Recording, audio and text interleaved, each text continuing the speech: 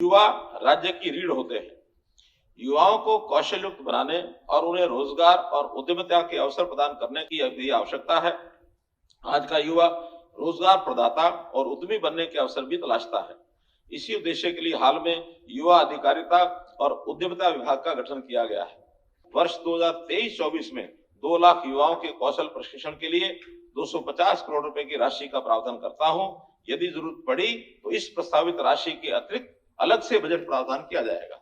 युवाओं को स्टार्टअप स्थापित करने के लिए प्रोत्साहित करने तथा अपेक्षित कौशल, व्यक्तित्व और संचार कौशल के साथ युवाओं में उद्यमशीलता को बढ़ावा देने के लिए इंक्यूबेशन केंद्रों की स्थापना की जाएगी। बैंकों, वित्तीय संस्थानों और उद्यम पूंजी निधियों से ऋण की सुविधा भी उपलब्ध करवाई जाएगी। मैं बैंकों और वित्तीय संस्थानों के सहयोग से वेंचर कैपिटल फंड स्थापित करने का प्रस्ताव करता हूं। वेंचर कैपिटल फंड युवाओं को 5 करोड़ रुपए तक की लागत की परियोजनाओं में उद्यमी बनने में सहायता करेगा।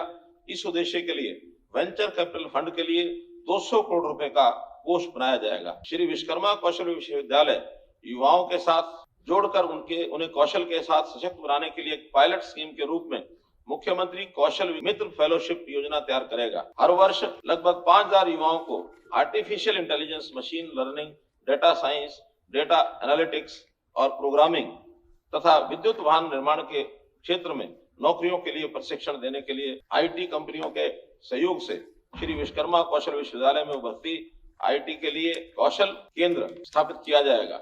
हरियाणा कृषि उद्योग निगम द्वारा प्रदान की गई उत्पाद और रसद सहायता के साथ राज्य में हरित स्टोर खोलना युवाओं के लिए फायदेमंद साबित हुआ है। इस उद्यम की सफलता को देखते हुए 23-24 में अतिरिक्त 1500 नए हरित खोलने का लक्ष्य निर्धारित करने का प्रस्ताव करता हूँ। सरकार ने कौशल शिक्षा को स्कूल शिक्षा में समेकित कर शैक्षणिक स्तर पर 2023-24 से कक्षा 6ठी से 8वीं तक में भी कौशल शिक्षा देने की योजना बनाई है। हरियाणा ओवरसीज प्लेसमेंट सेल विदेशों में प्लेसमेंट की आवश्यकताओं और कौशल की जरूरतों की पहचान करेगा और विदेशों में इन नौकरियों के लिए हरियाणा के युवाओं को उपयुक्त रूप में प्रशिक्षित करेगा।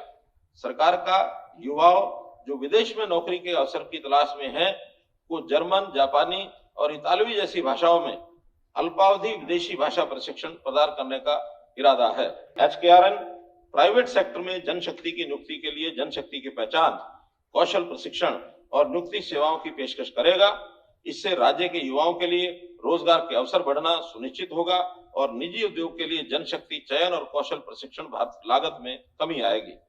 ITI में छात्रों के प्रवेश में सुधार के लिए सरकार ने सरकारी ITI में प्रवेश लेने वाली 3 लाख रुपए वार्षिक से कम पारिवारिक आय वाली प्रत्येक लड़की को 2500 रुपए वित्तीय सहायता प्रदान करने का प्रस्ताव किया है। मैं बताना चाहूंगा कि सरकार ग्रुप सी और ग्रुप डी के लिए CET के माध्यम सहित वर्ष 2023-24 में 65,000 से अधिक नियमित पदों पर भर्ती करेगी। वित्तीय वर्ष 2023-24 के लिए युवा क्षेत्र को 1,636 करोड़ रुपए आवंटित करने का प्रस्ताव करता हूं।